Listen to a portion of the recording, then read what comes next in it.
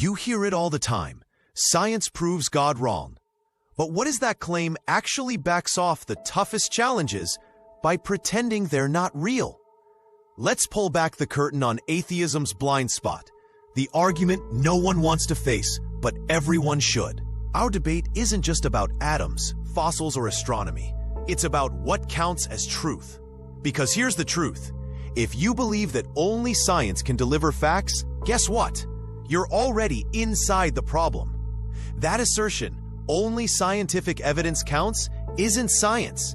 It's a philosophical stance, often unstated, but it underpins the entire skeptical worldview. And those who lean on it, professors, vocal atheists, even popular influencers, they rarely defend that stance with the tools of philosophy. Instead, they sidestep the question. Let's force it into the open, the hidden premise of scientism. Scientism is the belief that scientific knowledge is the only legitimate knowledge. But if you ask, how do you know science is the only reliable path to truth? Suddenly, the defender disappears. That's because you cannot prove scientism by science.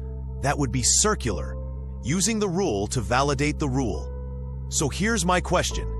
If science can't even defend scientism, why should it get veto power over every other question about reality? The incompleteness of science. Science is phenomenal at describing how the world works. It tells us how apples fall, how stars burn, how genes copy themselves. But why any of it exists, why there's something rather than nothing, science remains silent. Let's talk about induction. You believe the future mimics the past because it did before. That's not science. That's assumed trust. And then there's the demarcation problem. No philosopher has ever drawn a clean line between what is science and what isn't, because it's messy and value-laden. Those blind spots aren't bugs. They're deep cracks in the atheist foundation. The unreasonable effectiveness of math. Why does pure mathematical reasoning, entirely abstract, fit the real universe so perfectly? Nobel physicist Eugene Wigner called it the unreasonable effectiveness of mathematics. Think about that.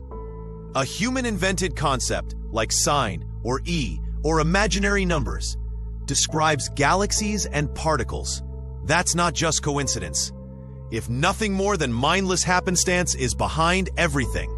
Why does the mind-generated language of math match the cosmos so well? Consciousness, the hard problem.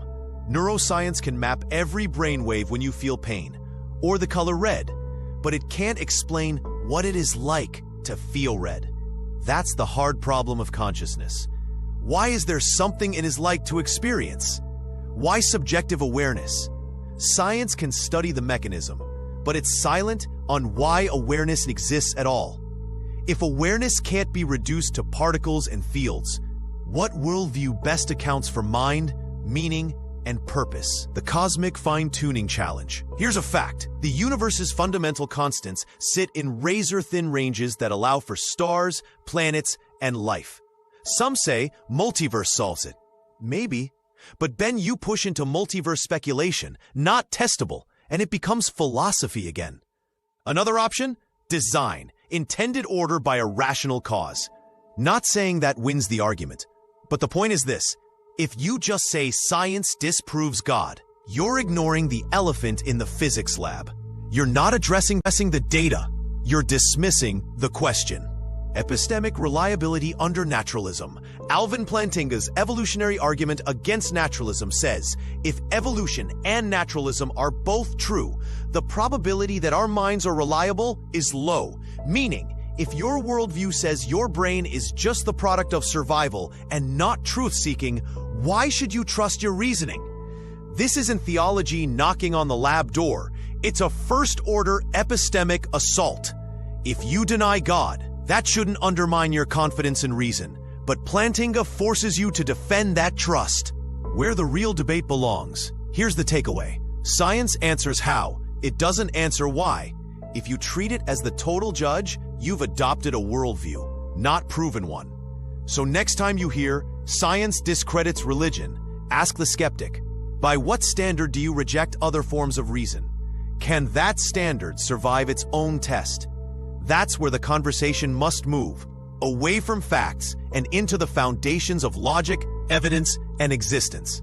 If you're comfortable with these questions, induction, consciousness, fine-tuning, reason itself, then you're ready to explore deeper. Vote in the comments. Should we go all in on one of these topics for the next video? If you're new here, subscribe, because whether you believe or doubt, it deserves more than slogans.